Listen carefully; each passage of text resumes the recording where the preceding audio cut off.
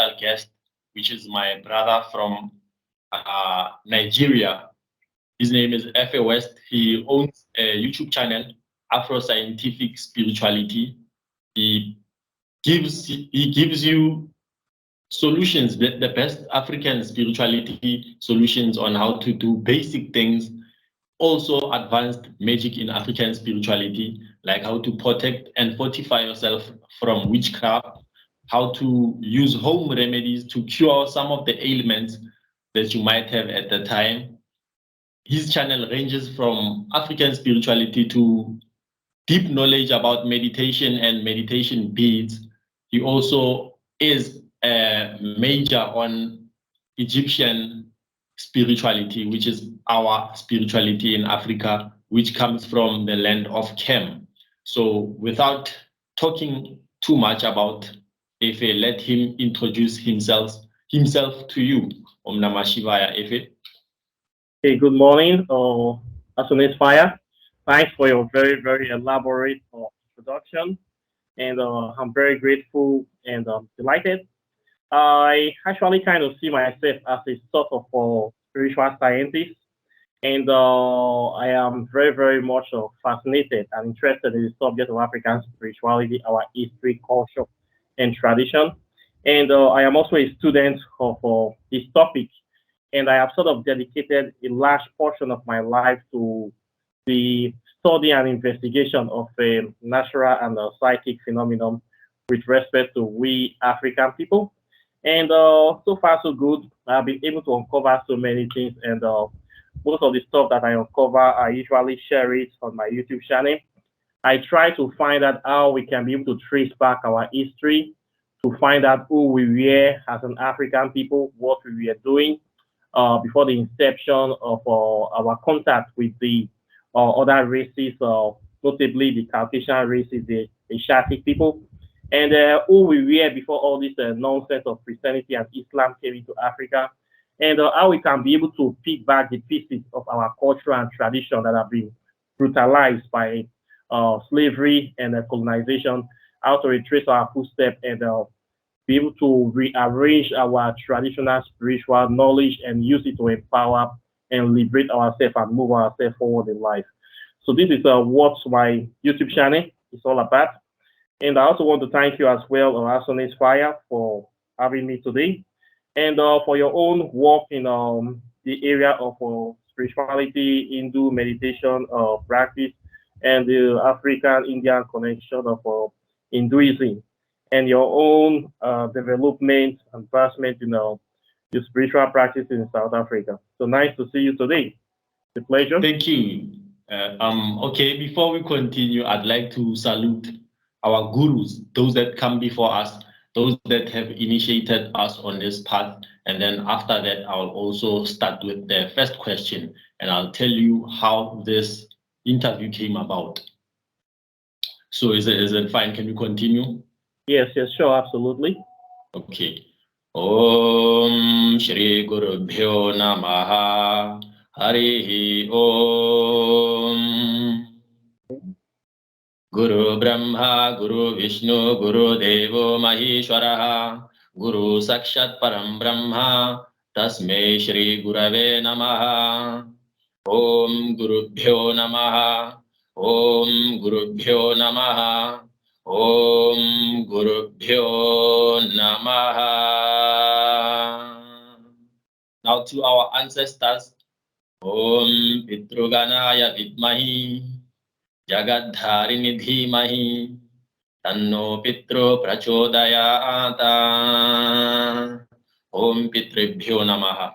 So yes, our topic for today, I've been noticing a lot on your videos lately, and I'm beginning to like it because I can relate to most of the stuff that you are actually talking about.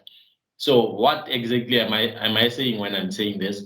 I've noticed that you talk about witchcraft a lot, which is something that I've been noticing like from the past year, because now my spiritual practice is getting deeper. And then this is due to some other reason that you mentioned in a video. You talked about meditation beads and how they can make you to see clearly, things clearly, they help you establish that clear vision. So I've noticed that I noticed a lot of things now, and I'm beginning to become sensitive to most of the things. Like I'm sensitive to sound. There's some words that when people say them, it's like they I don't know how to say it. It's like they poke me inside. I don't know how to say it. So it's like they poke me this inside, and I'm sensitive to frequencies, and I can see people clearly now how they act. And then I've noticed something about us Africans, especially these Christianized Africans that like to appear as if they are Christians. Basically, they okay. Let me talk about them. Last year, I had a small business. Basically, I was selling a few items on my small business, and then opposite of my house, there was a traditional healer that was residing there. So I used to sell candles to them, and then on the side, I used to sell things like cigarettes and all that stuff. So I've noticed that my next door neighbor and the opposite traditional healer that I'm talking about, they were doing something on me spiritually. Why do I say so? Okay, for my next door neighbor, they used to come and they used to take some of my items for free, saying that they will pay me later. And then opposite, I used to notice that they used to support me a lot. They used to support me a lot, meaning they used to buy a lot of things from my business. But then them buying things from my business, it's like they had this fake smile that they put in front to hide what they were feeling for me inside. And then also I've just remembered this now. There's a kid who has a mother of a who has a mother who is a traditional healer, of course. Now this kid used to come to me and ask for favors early in the year. Stupid things like ordering things online, and sometimes it come to borrow money only to return it the next day. So if someone comes and borrows money from you and comes and returns it the next day, I've noticed that this person doesn't really need to borrow money. But then after those things were happening, I saw my life started to go down. It started to go down, and my small business ended up closing up. Okay, that's another story. It ended up closing up. After closing up, along the way during the year, these people were starting to fight now. My opposite neighbor who has the traditional healer, the traditional healer was a tenant. So they ended up chasing her away because they fought basically. Now next door, there's some sicknesses that happened along the way. The people next door, they started to get sick. After also this year, when I was going through some time as a personal time with my girlfriend, these people tried to do something to our relationship, and then I did a reversal spell. What happened is that I noticed them. They first had a car accident, and the second time, this person had a stroke. So I can connect the dots because I have an experience in magic. I know how these things manifest. It's not a coincidence. There's definitely a cause to it. So now this topic came about from analyzing these scenarios, and I also heard you talk about the Christians and how they hide behind Christianity to do witchcraft. Can we please elaborate on that? Yes. Okay. Thank you very much. Thank you. One thing you need to know about this phenomenon of witchcraft. There are different kinds of witchcraft. According to my own studies and observation, we have what we know, what I formerly call the original real witchcraft. These are people that have this sort of hereditary witchcraft. This is the kind of power, the kind of knowledge that is passed on from usually the parents to offspring, or from somebody older to somebody else, that gives them the ability to be able to astral project, be able to use their spirit consciously, and to go to places, to travel, to see things in other parts of the world. And this kind of people there that have this power, they are been able to form a community that they call a coven, whereby you see a group of so-called witches that hang out together, do things together, live their so-called spiritual or evil life in the astral world. These are the kind of people I would say real witches. And we have this issue. It's very common in Nigeria. It is very, very common in Africa. It is common all over the world. Okay, this is one way. Then you're going to see people that are just naturally wicked. When you do evil things to other people, maybe they don't. These ones they don't astral project. They don't have any sort of extra power, but they are just naturally wicked people. This is also witchcraft. These are people that are fueled by envy and jealousy, or they just have that psychology of doing evil, sociopathic, psychological mental state of being mischievous, idiots, or they take pleasure in bringing misery and pain to other people. So when you see this kind of cases, like in your case, you said that the people that pretend to buy things from you, they pretend to like you, but you know that they don't really like you. They're just faking the smile, but they're planning bad things against you. It may not necessarily be that they're actually hereditary witches, but they are just people that just envy you. Not everybody is expected to like you. Okay, you're going to see these people. Maybe they feel that you're being successful with your business, and for no reason, people will just hate you. It's now it's normal. It's normal. This is normal thing in life to get enemies. So when you see people like this, well, you tell them to get in line. Okay, then you can also call it witchcraft because the person have no reason to hate you. It's not like your business, you are running the same business with them. Are you selling the same product with them? No. Are you related to them? No. Is your business affecting them? No. Are you people dragging anything? No. But they just hate you. They're not just like you naturally. That could also be witchcraft too. Okay. So when you see this kind of situations, whether the person is having flying or not, you also classify it as general witchcraft or wickedness. Okay. Then the other case of person borrowing money and giving you back could be anything. Somebody might need some money and maybe they're doing some kind of certain businesses whereby they're required to deposit money and they will get it back or for whatever reason. It could be anything. The main thing is that you get your money back. Whether the person take it, although people can do spell on money, hexes on money. If you're suspecting somebody of putting something on money to give you, there are things you can also do to neutralize any kind of negative stuff in that money. But when it comes to business, most times money is money as far as it's your money. And it's not like you're begging the person for the money. The person, whatever it does, if you have a very strong spirit, you should be able to overcome whatever evil spell that person puts inside the money. Okay, when you're doing business to make money, you don't reject money, whether it's good money or bad money. As long as you doing this, you focus on doing that business, you will have to collect the money from the people.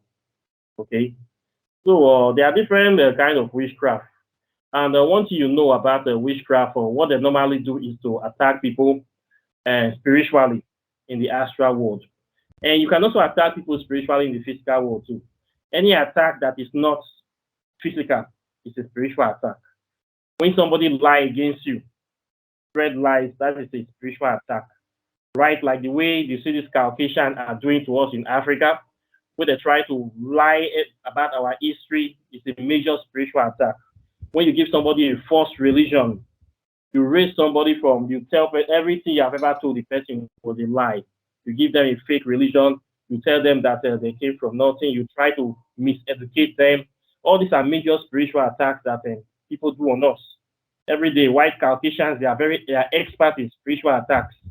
If you want to know how to do psychological warfare, go and learn it from Caucasians, okay? People know how to do this sort of spiritual attack very well. It's all part of witchcraft. You can see cases in Africa, we have corrupt government officials. They will find their way into power, into a place of authority. They have allocation to build roads, build hospitals, develop the community. Not that they don't have good salary, they will refuse to do anything to develop the community. This is a spiritual attack. They will make sure that nothing good comes through them to pass cost to the life of other people. This is witchcraft. This is spiritual wickedness in high places. When you have capacity to help people, to bring joy and happiness for people, instead you bring sorrow and sadness to the life of those people. That is a direct spiritual attack on that community. And it's something that people take for granted, but it is much more effective than and deadly than even a physical attack. Definitely. Not bring development to a place will lead to high crime rates, which many people will die. Not keep building hospitals will lead to a situation whereby many people will fall sick and they will die from their sicknesses. You're also killing the people indirectly. Not bringing light to a place, there will be a lot of darkness or there will be a lot of crime going on. Not creating jobs opportunity, you're putting people into perpetual poverty.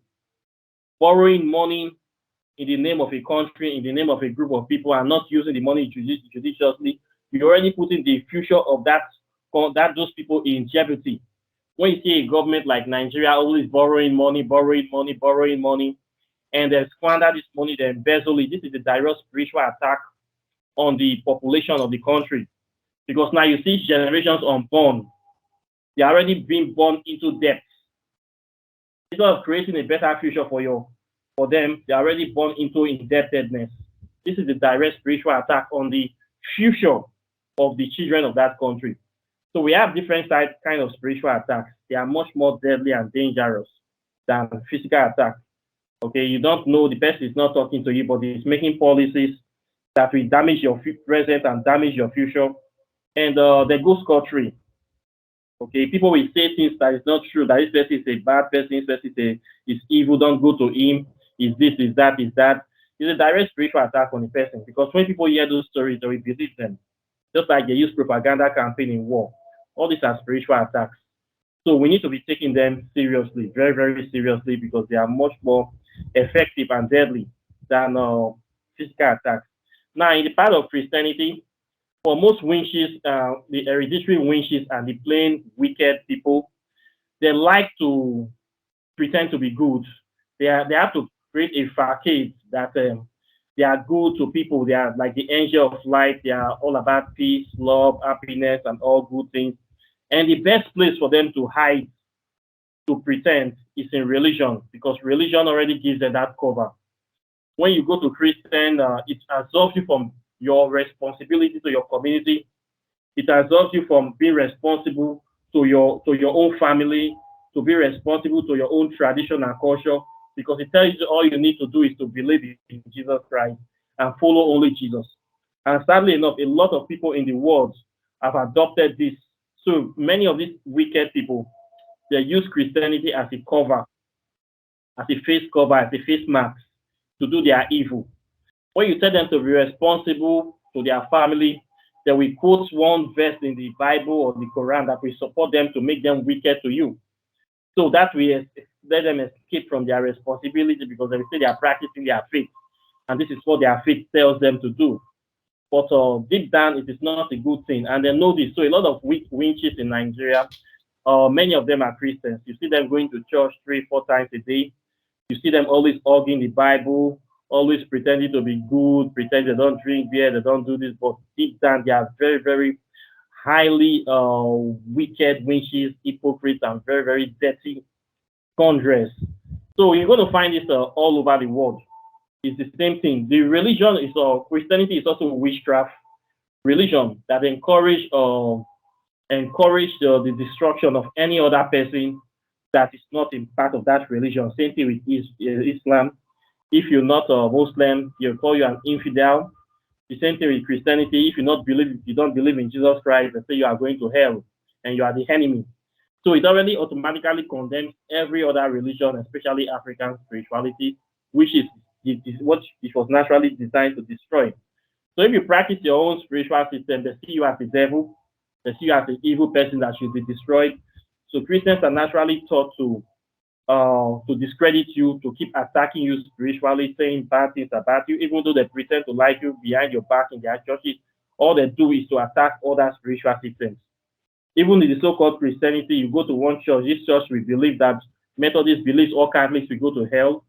All Catholics will say all Jehovah's Witnesses will go to hell. All Jehovah's Witnesses will say everybody else is going to hell. All Mormon will say everybody else is going. So everybody is going to hell in everybody's book. So this is it's just a one big scam party. That's why I say Christianity is also witchcraft. It's a witchcraft religion designed to kill, alienate, and absorb people of any kind of blame.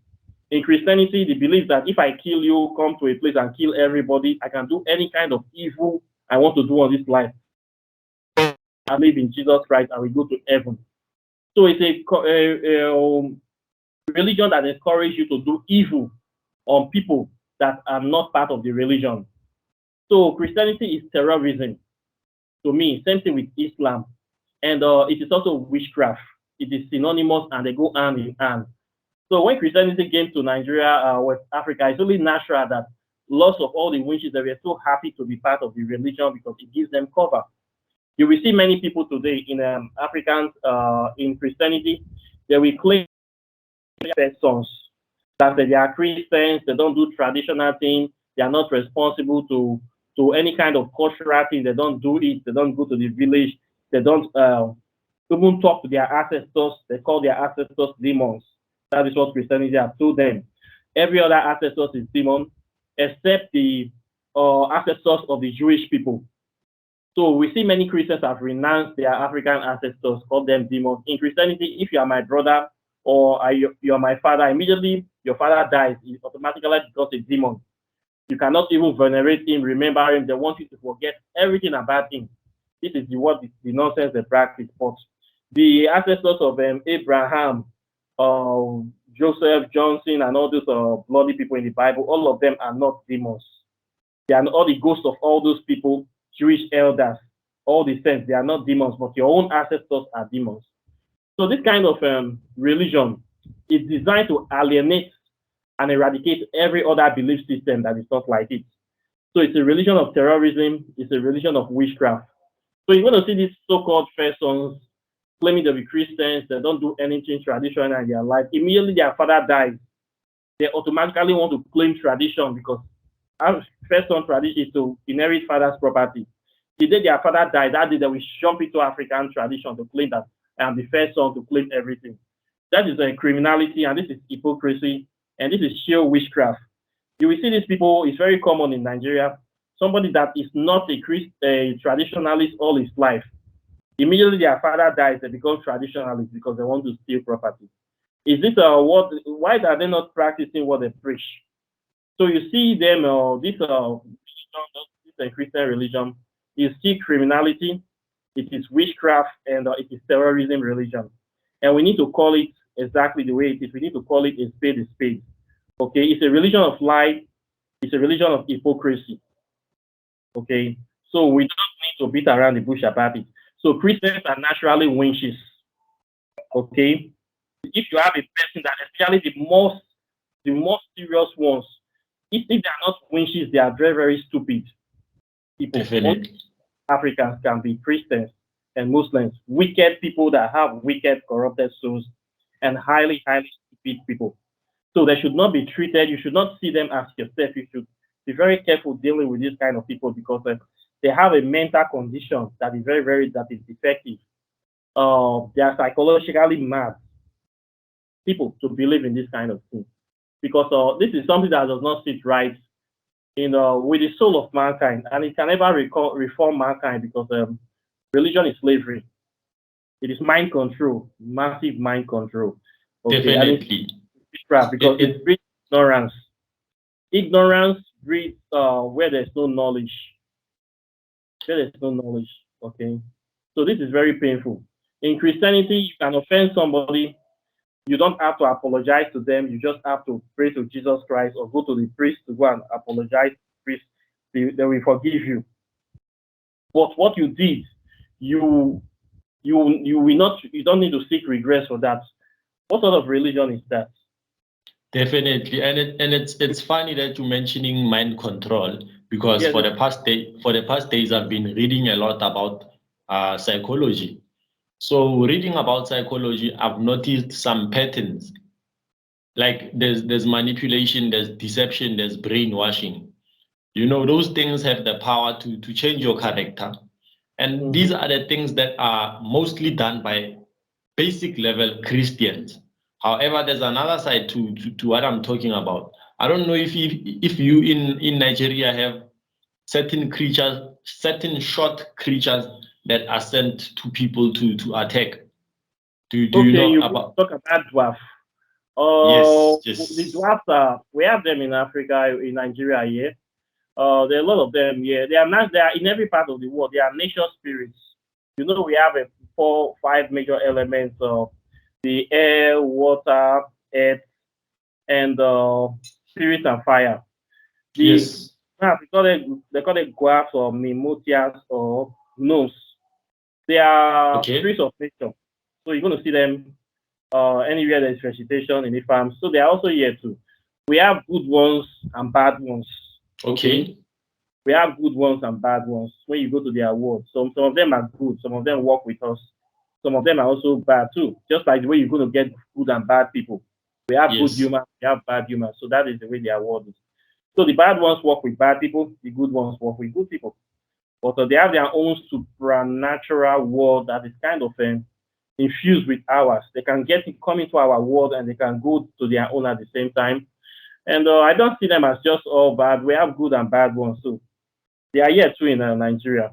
They are nature spirits. They are in everywhere. Okay. Can you give us a description on how they would look in your spirituality? Oh, their general description, they are dwarfs, very short creatures, and, not more than 2 feet. So they are very very short. Okay. You see them. There are people that work in vegetation see them. A lot of little children also see them too. If you walk in a jungle, in the forest, or you're very spiritually sensitive, you will also come across these creatures, and because they live around us, and you're going to find them in places where, like I believe they are in South Africa, anywhere there's precious stones, a lot of gold, diamonds, you're going to find them in that area. Those are the kind of regions you're going to see them. Okay, so there's this, just like the way the other creatures, the mermaids exist in the water, they live there. These are nature spirits. So there's this, it's part of nature. They are not evil. You cannot Okay. say they are just part Because of nature. because the dwarfs that I'm talking about, there's a process of creating them here in South Africa. There's some that you create basically. What you would do is that you would find maybe a woman, and Mm-hmm. then finding a woman, that woman would maybe do an abortion, and then Mm-hmm. you would take Lotus. those DNA of the child, and then you bind it to certain herbs. After binding it to certain herbs, obviously the baby hasn't grown any much taller, so the Mm-hmm. baby's spirit would be used as a dwarf. That's one process of doing it. In some advanced practices, you would find cases where you actually mutilate a baby. Some babies that are being stolen are said to be mutilated into those things, and then they take on a grotesque form, a form of having an extremely dark pigment, and you can't describe if that thing is an animal or a human being. It's almost like a mixture of an animal and a human being. Has pointy ears, just like what you would call a goblin in Western spirituality. Also has what? Also has this is another big distinguishing factor. Has a big penis. Yes. Mm. Maybe do you Well, know anything about that? They I they don't know rape anything about people. that. They fight. Yeah, You know. yeah, I have not heard anything about that dwarfs are manufactured or created that way. We don't know about that kind of thing yet. What I know about is that the dwarfs that they have here, they are nature spirits, elemental spirits, and Okay. there's no. I don't think we create anybody that kind of we do that kind of thing. Probably doing an evil stuff, trying to. That is something that is I wouldn't consider it as a kind of African. That is something that is totally evil, nasty stuff. We don't do that here. At least I don't practice that kind of African spirituality. I have never seen it happen anywhere here. And doesn't happen here. The Okay. gnomes, they have their natural elemental spirits. Okay. Because for us here, I don't know if there's any history with the gnomes and the dwarfs that you speak about and the fairies. I don't think there's a history. Maybe there is, but it may be secret. The dwarfs that I know are the ones that I'm telling you about. And these dwarfs that I'm telling you about, they rape women and they are sent sometimes to go and steal money, as they claim. They say it steals money. What they are talking about, these are going to be some sort of evil dwarf. Those are Yeah. evil spirits. These are evil spirits you are talking about. And we don't have those kind of spirits here, to be honest. We don't. Okay. What we have here, those are we don't have our own share of bad stuff. We have our own bad spirits here, but not that type. We don't have those type here. Oh, okay. Because the dwarf that I'm telling you about, there's another time my mother was coming from wherever she was coming from, and it was load shedding, it was dark. So as she was entering the gate, she saw something short that was passing, a very, very dark thing. You can't quite describe if it's a human being or it's a dog or it's a cat. And then this thing had the face of a human.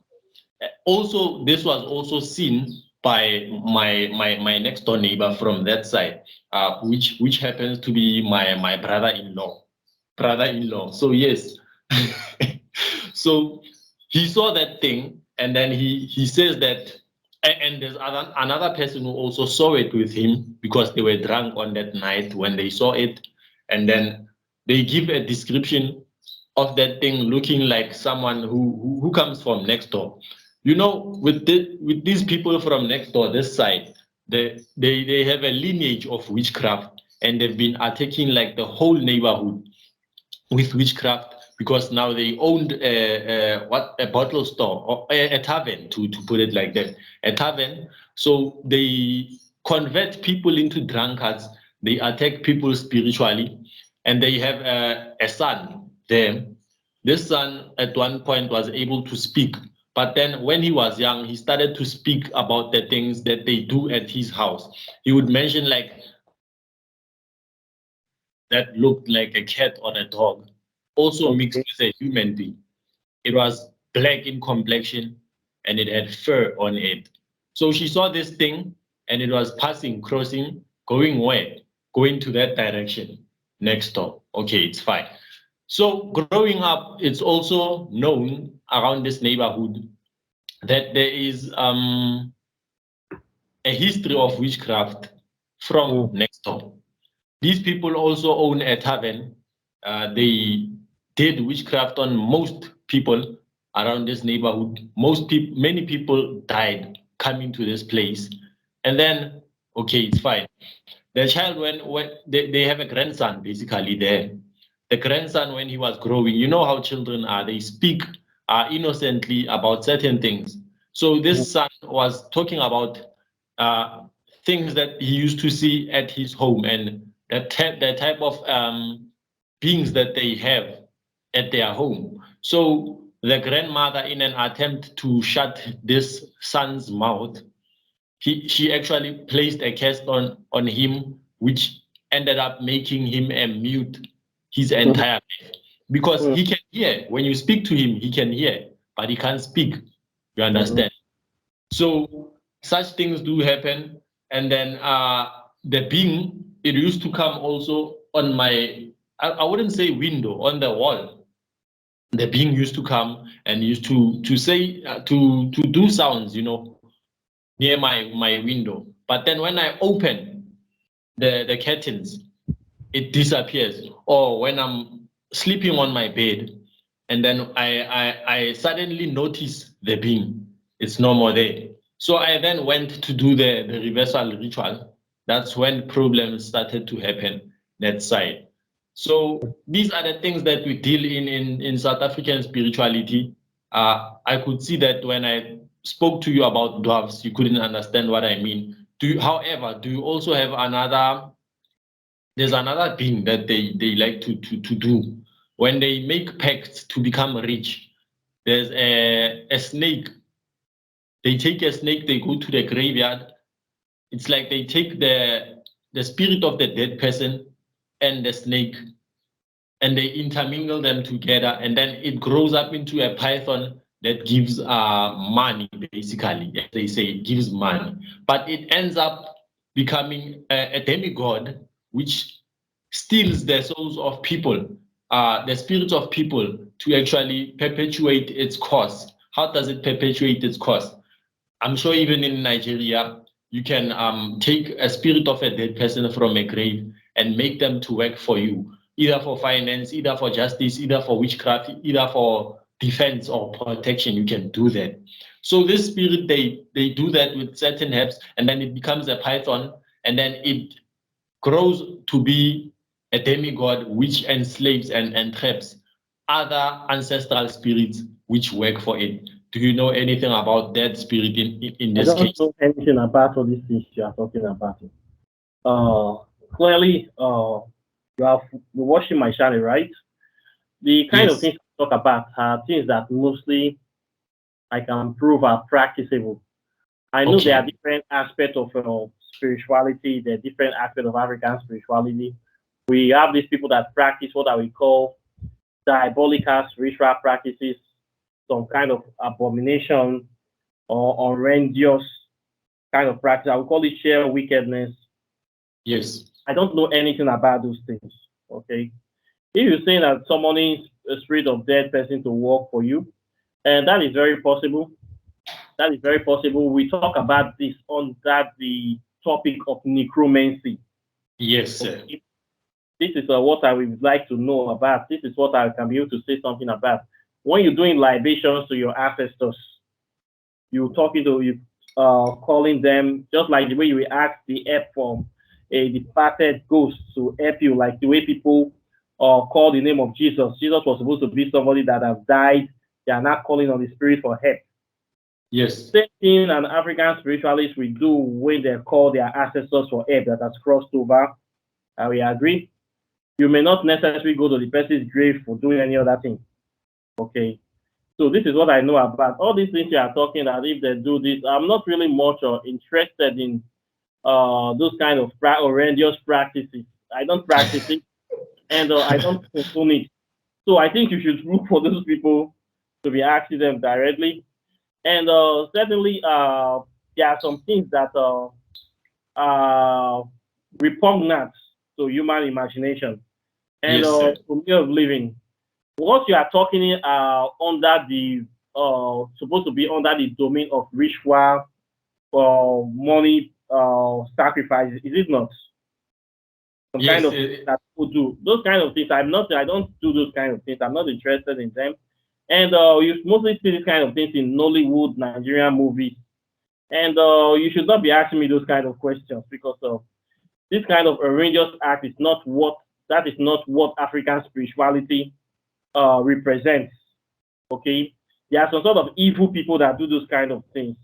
I know that you're going to find a certain portion of people practicing these kind of things in every society, and you're going to find it very. You will always see this kind of people that are doing twisted people, doing some kind of evil stuff. In anywhere you find some people they call themselves cannibals.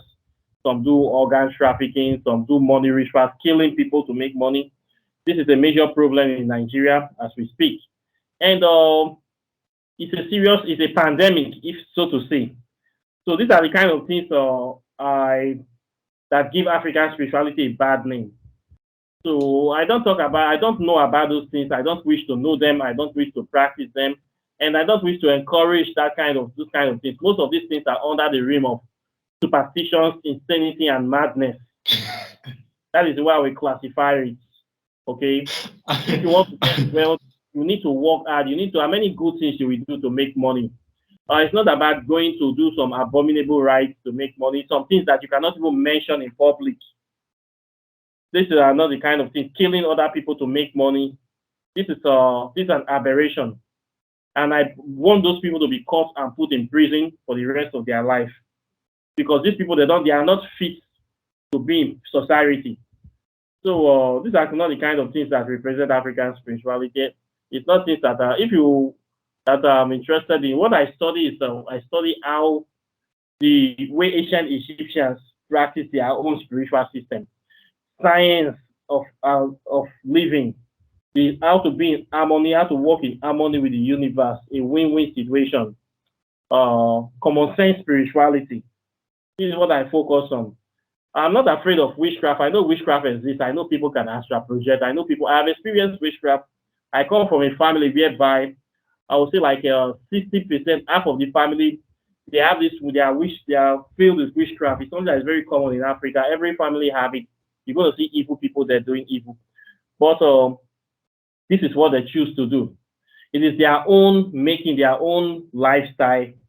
It is the way they have choose to live their life. Everybody have free will.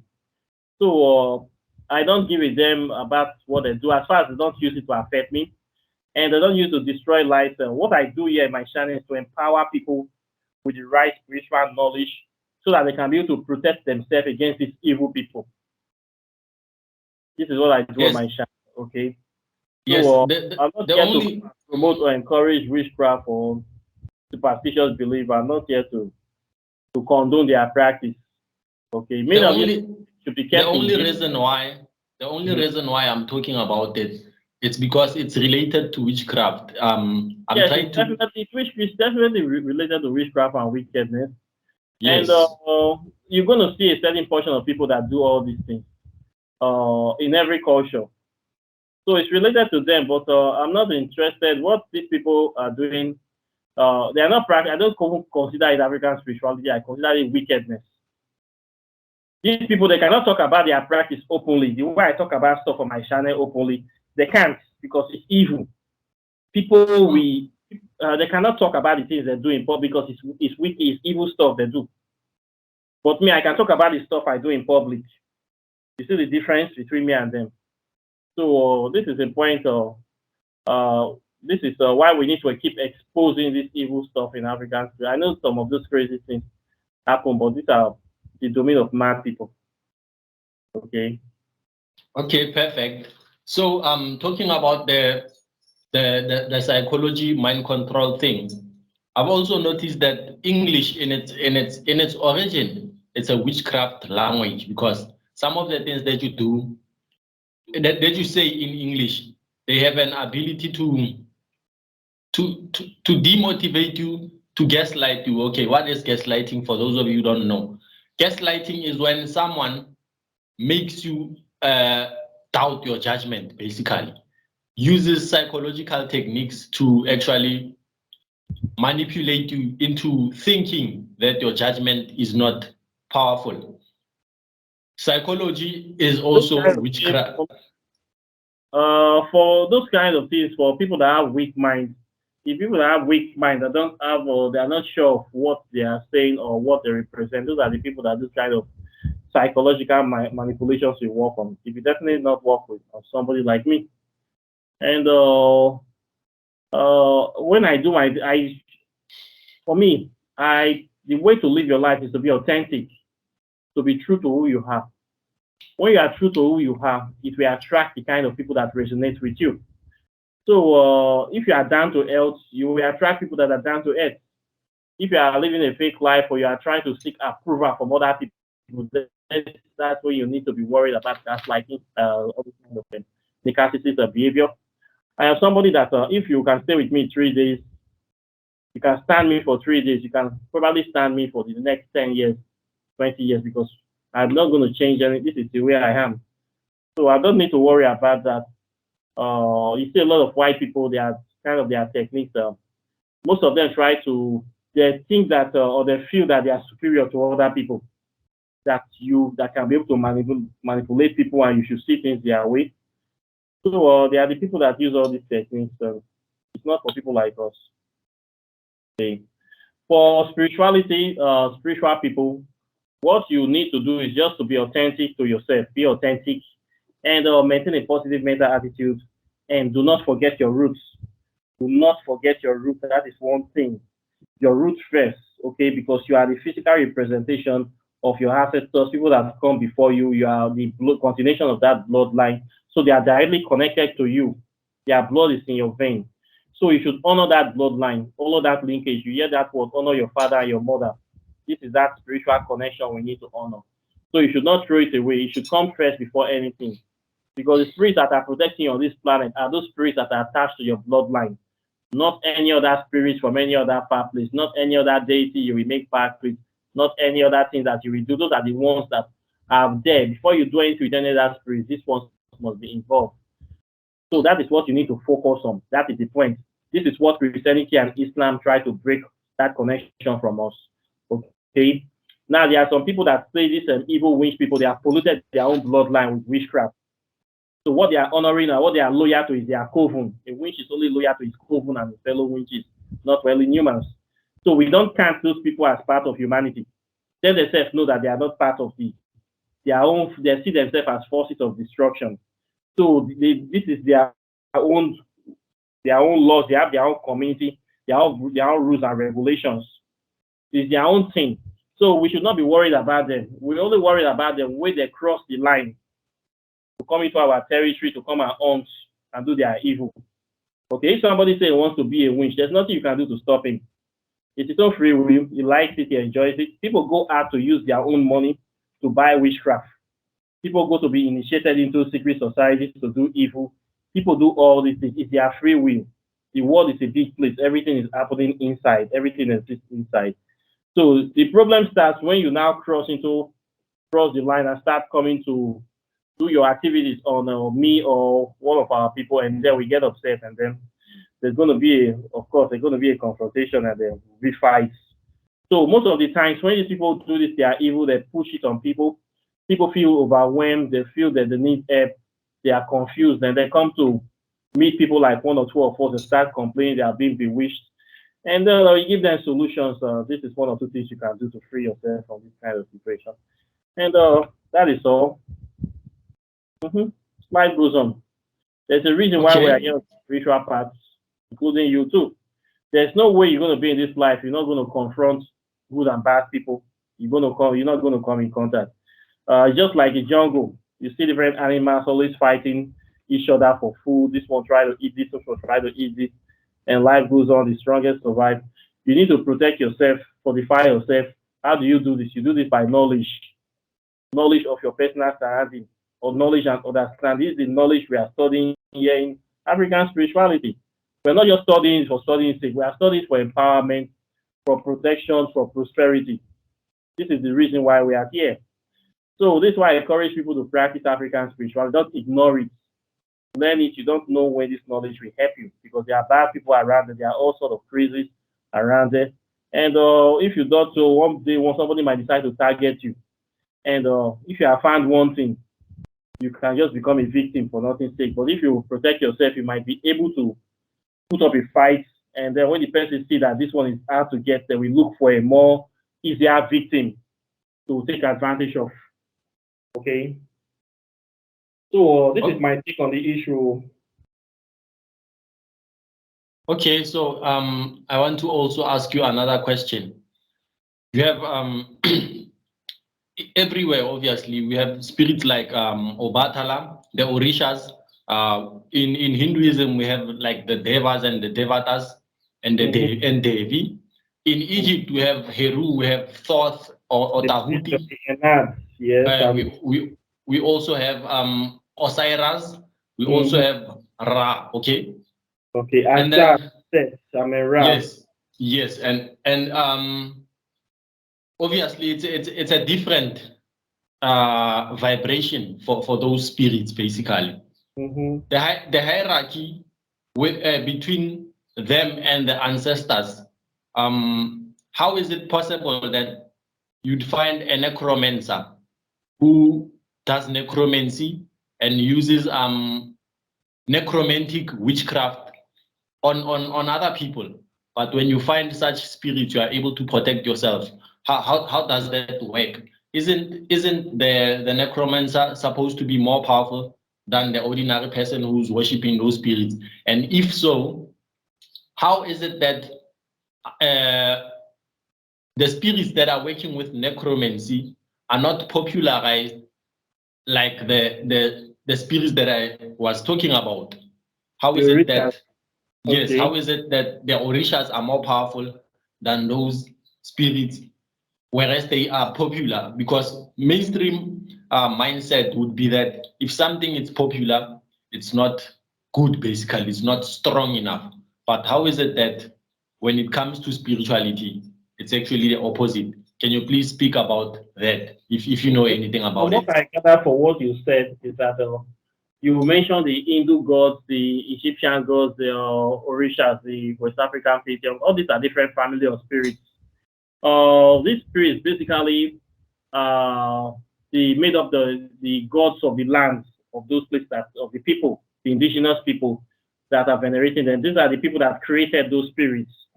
The spirits we have some spirits that are gods. We have some that are elemental spirits. We also have the human spirits. We have spirits of people that have passed on, that have become deities. So in West Africa, you're going to find the Orishas, you're going to find the voodoo spirits, you're going to find all sorts of African or different spectrum of gods of people that we have here. They are unlimited. So these are indigenous to our African people. They are made up of the spirits of our African ancestors. They are made up of their thought form, their consciousness, their worldview, their cosmology. So it's unique to them. It works for them. It represents them. It is what they are actually made of. Okay, it is what makes them different and unique from all other systems. Same thing you're going to find in ancient Egypt. They have the Kushite spiritual deities based on those people, their own worldview, their cosmology, and their practices, their way of life, custom, everything embodies inside the deities. Then Hinduism is the same thing as well. Okay. Now you're saying that necromantic people that practice necromancy may be more powerful than these spirits. Yes. We see inside the cosmology, we have their own necromantic spirits there. Okay. Necromancy is basically working with spirits of the dead, making contact with dead, trying to communicate with them, trying to get message from them, trying to use dead people to do spells. Is it not so? Okay. Yes. We have different levels of necromancy.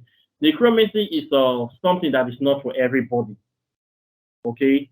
First of all, it is a scary subject for most people. And the idea, many people are afraid of death. Let me tell you, people don't want to die. People don't want to even think about death. We humans, we want to live forever, but it's something that must happen to everybody. We are born and we are all going to die. So humans fear death naturally. So anything about death, people don't want to go there. It's a secret thing and a sacred thing. So death is treated with fear and reverence, but there are many other things that are worse than death. For me, in my own opinion, death should be something we should make friends with. It's something that we need to come to terms with. And we can learn a lot of things from studying the phenomenon of death, and instead of running away from it, from making peace with it while we are alive. Okay? So many people don't see it this way.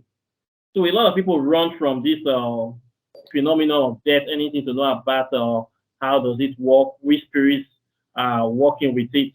That's why you see people, it's not popular. Just go and be talking about death. So if people will run away from you.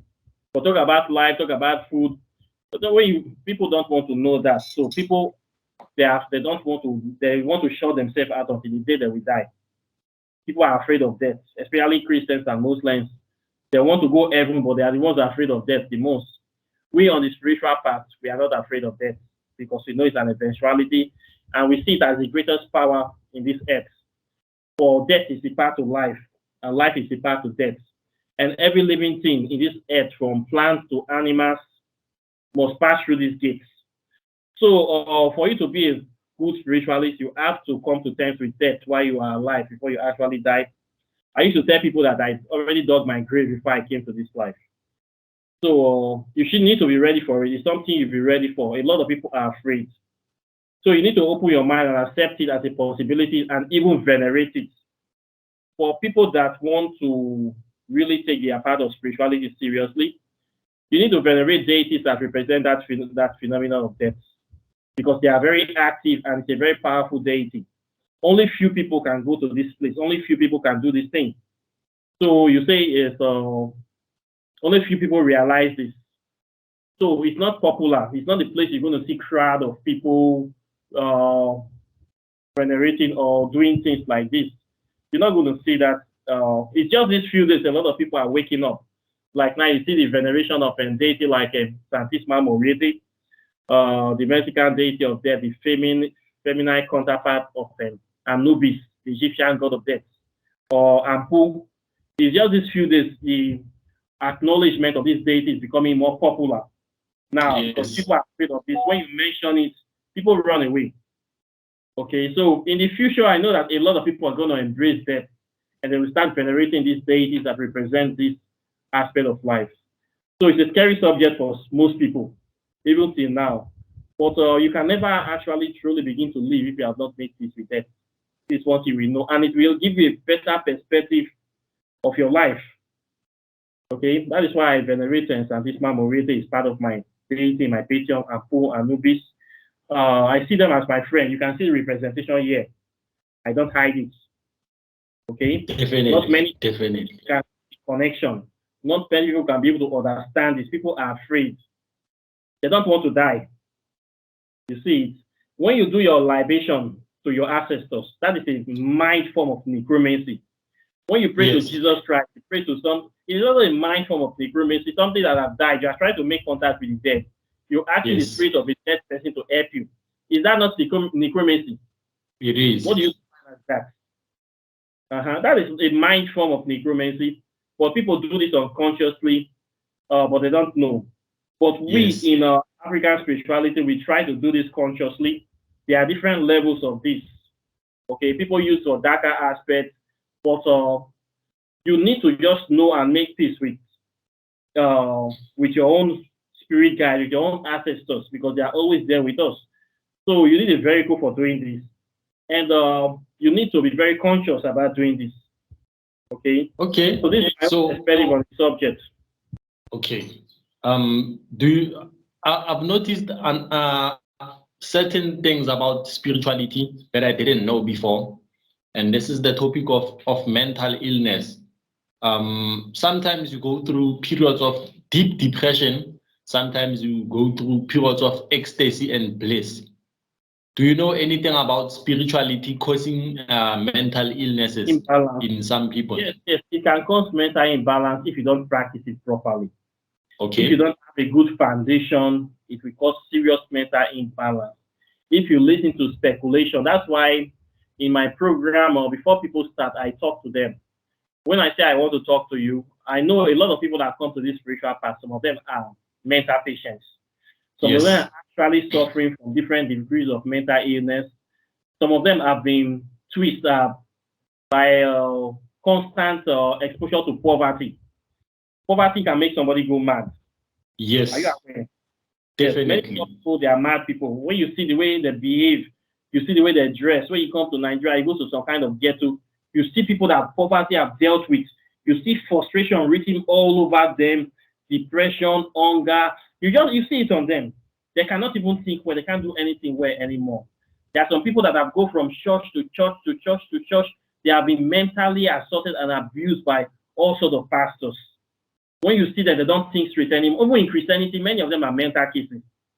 So when I talk to you, evaluate your mental state to know the level you are operating on, to know your view, your world view. You can know this by talking to many people on the street, by interacting with people. You will know their mental state and condition. I see this every day. I do this every day. I call it, it's my part of living. I psychoanalyze people a lot. So spirituality can make somebody go mad when you don't know what you are doing. Like you see many people in Nigeria now, in Africa, they worship pastors. They think they are worshiping God. They worship the man of God, the man of God. Definitely. It's not God they are worshiping. You must dress up and go to a house. God does not need a house. God has built this whole earth, universe. Are you restricting him to a tiny building? Who told you God needs a house? The whole world, the whole universe is his house. Many things that they are doing there is so wrong. It's so wrong. Even the Bible is not academically correct. When you read the Bible or you read it, it doesn't make sense. God creates two people, man, Adam and Eve, two white people. How can there be the white people be the father of all black people? When scientifically blacks are older than white people. They say they born two sons, Cain and Abel. Who did Cain and Abel get married to? They could not answer. This is a book that it does not make sense scientifically. They say something is Trinity, God or Father and Son. How did God give birth to a son? Where is the female counterpart? Many things scientifically is not valid.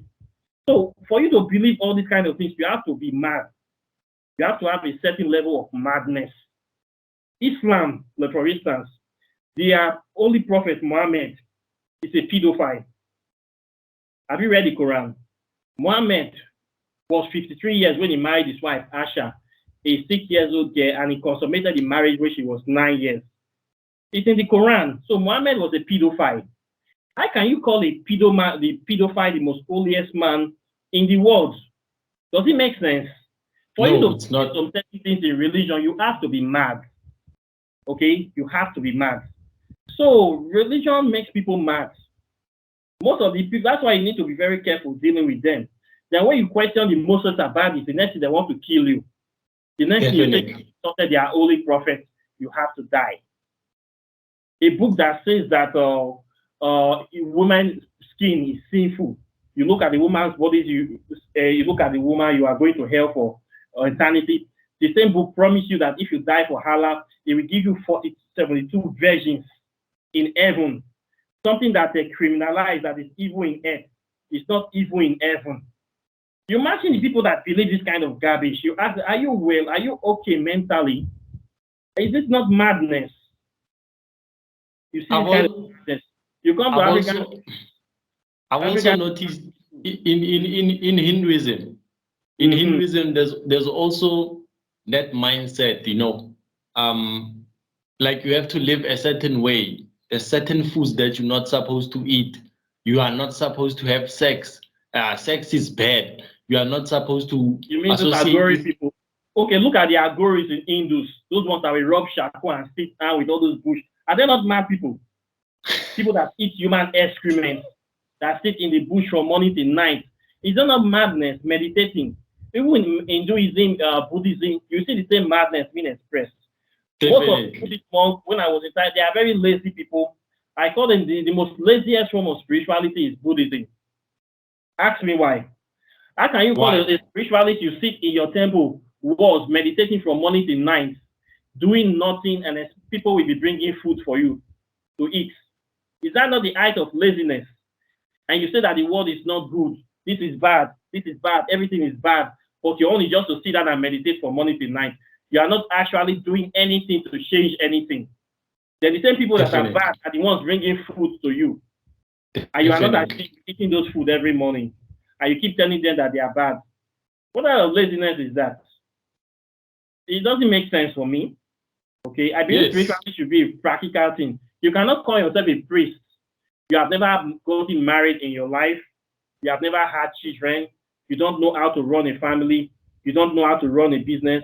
But you want to be advising people on how to run a family. You that have never had a family, a wife, and a child in your life, you can't start. Before you advise me, you have to be married first, or you have seen some experience about marriage before you advise people about marriage. But you're going to see this in Buddhism. Somebody has never married before will be advising people about marriage.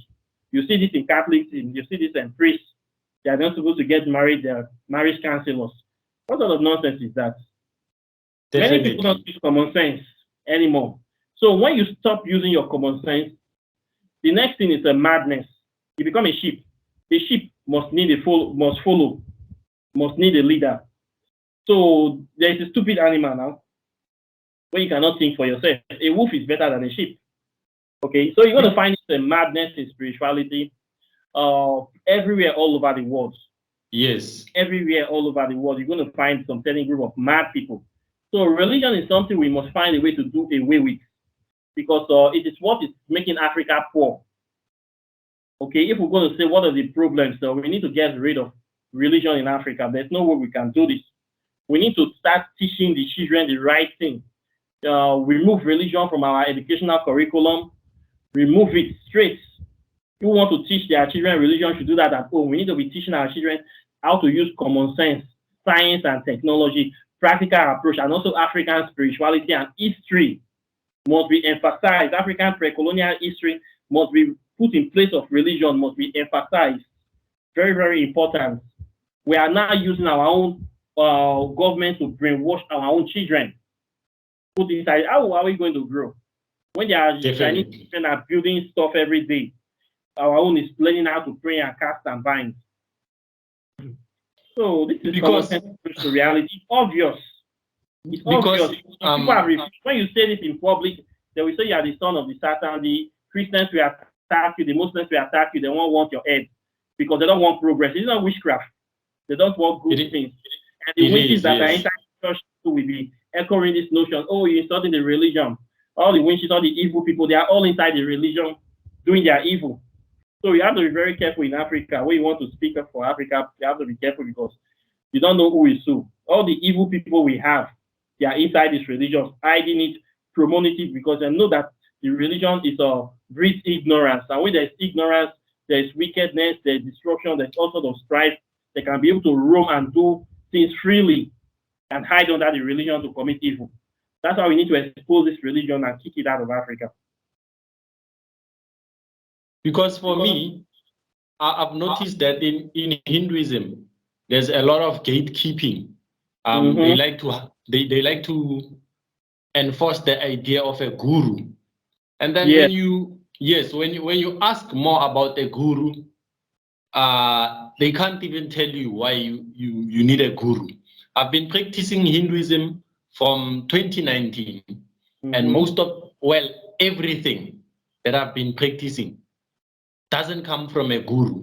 I even learned the full ritual of activating a mantra, of doing 100,000 of recitations. I did it on my own from the books that they write. So I don't know why they say that you need a guru. I think they are trying. Let me just say this thing. I've said it many times on my channel. Spirituality does not need a middleman. What it needs is somebody that will guide you. Normally, the guru is supposed to be somebody that will guide the students until they can come on their own. But now the guru is not the middleman, just like the way we have Jesus Christ and Muhammad in Christian and Islam. The gurus, they are the middlemen. Before you know, they start micromanaging the spirituality of everybody.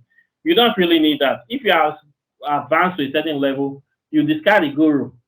Even it's in their books at the time the student will become the master. But these gurus don't want you to become the master because they have a lot of money. They have not created a cult of personality. They love that attention. They love the money. They don't want anybody higher than them. So the aim is to lock everybody under them. So that's why they are saying guru, they are perfect living master. You cannot be like him. You can never understand. So they will have to do gatekeeping. So gatekeeping, you're going to spend 50 years. Before you know, you're going to die studying under that guy. Why he's making money off you? And this is what happens. This is middleman syndrome. You're going to find it everywhere. It's everywhere. You're also going to find it in African spirituality. Yes. Some people call it themselves godfather, chief priest, grandfather. Then we have a coven, or then we have like a shrine. Nobody grows on them. They want you to be permanently under them forever. In fact, they're going to lock your brain, lock your spirit there. You're not going to be bigger than them. They do it in everywhere. They need money, and they need people to work for them. Also, that's why. It's the reality of life. So the weak-minded will be trapped, but the strong-minded will break away. Okay, the weak-minded will be trapped there. In spirituality, the currency is attention. Whatever you put your attention. Yes. So my advice to people is to focus your attention on your own self. Be your own son. Okay, be your own transformer. This is the essence of how we can empower ourselves. Too much energy in Africa is being channeled to these fake religions to empower them to destroy you. We're giving our energy to Christianity, to Islam, to whatever, except our own self. The tables will turn when we start focusing more on ourselves. The tables turn. But how can we get our people to do that? By spreading enlightenment, awareness, and helping our people to grow, of course. And it's not going to be an easy task, but we can try our best. So part of the reason I am teaching African spirituality, I've seen all these things a long time ago. I have identified the problems, and I'm trying to be part of the solution. That's why you see me doing all these videos. I'm not doing it because people are doing videos on YouTube. I want to do my own video too. My channel is a platform. It's a place of whereby I can be able to pass on this message and teach it and explain it so that a lot of people that don't have access to the knowledge can get it. And they can empower themselves and also to teach other people. This is the reason why I am here on this YouTube channel. Okay. It's straightforward, common sense thing. Okay. Thank you for joining me today. I really enjoyed our conversation. I think we should end it now. Before we end it, can you please explain to my viewers where they can find you if they want to learn more about African spirituality? Okay, yes, so I thank you for having me today. My channel is Afro Scientific Spirituality. It's very easy to find. Just type it there. It's the one and only channel. It's the best channel to learn about African spirituality in the whole of West Africa. And you can easily find it there. I also have a website called River of Knowledge. And if you want to learn African spirituality, you can register on the website or you can contact me on my channel directly. I have lots of videos there already. I have been able to tear the topic and dissect it in a very, very systematic way that is very, very easy to understand and easily accessible. So I encourage you, anybody that wants to learn, if you want to learn African spirituality without any sort of gatekeeping, you don't want to beat around the bush, you don't want to pay for expensive initiations, you just want to go straight to the meat of the matter, you should join my program. My program is not expensive, it's very, very comprehensive, and you're going to have a lot of materials. But I encourage you to have time to read. You should also know how to read. The medium of instruction is English. And please try. I have issues with some people joining, but they cannot read. You must also create time to learn and practice. Okay, it's not that difficult, but you must create time. The knowledge will not just fly into your head. We are not practicing witchcraft here where you're going to see your soul fly into a coven. We are practicing common sense spirituality. That's what I teach here. Especially we focus special focus on Kemetic spirituality. Okay, there's a lot of power there and a lot of things that the enemies are hiding. What you will be learning there are stuff that they are teaching in Western secret societies. What I teach there is the stuff that you're going to find in Freemason, Prosecution, Client Templars, the stuff that they teach to their children in their secret societies that they don't teach us in school. This is the stuff I teach to our African people. So you know them, it's high level stuff. So please sign up for the program and we're happy you did. And I want to thank you to Arsonist Fire for creating this opportunity to let us talk today. And I also want to encourage you more to focus more on African spirituality. I think you're focusing too much on Hinduism. I will not lie you.